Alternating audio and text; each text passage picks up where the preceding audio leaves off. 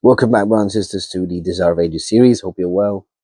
On our last episode, we looked at the anguish of Mary and Joseph because they thought Jesus was with their company, but when they got to the place of rest at the night, they didn't see him. So they returned to Jerusalem the next day, and they were, seeking him, and they found him in the school of rabbis, and they said, "Son, why hast thou thus dealt with us? Behold, thy father and I have sought thee sorrowing." So they explained their anguish to him. So we continue Desire of Ages 81, paragraph 3. And this is his response. "How is it that ye sought me?" answered Jesus. "Wist ye not that I must be about my Father's business?" And as they seemed not to understand his words, he pointed upward. On his face was a light which they wondered. Divinity was flashing through humanity.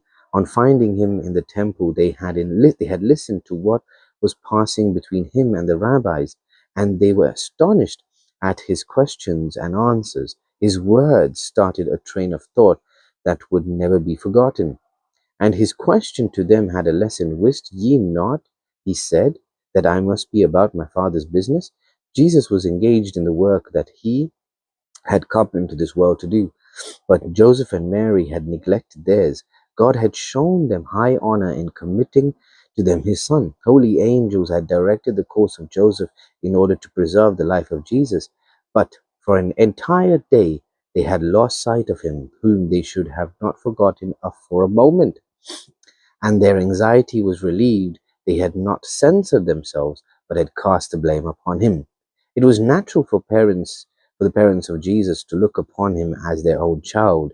He was daily with them. His life, in their many respects, was like that of other children, and it was difficult for them to realize that he was the Son of God.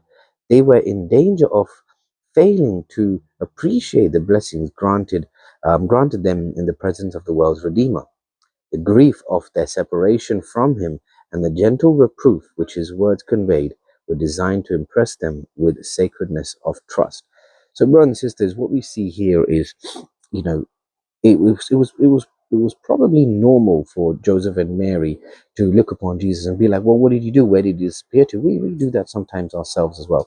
But what they didn't realize here is that Jesus, the Son of God, was trusted upon them and entrusted in their arms, and they forgot about him.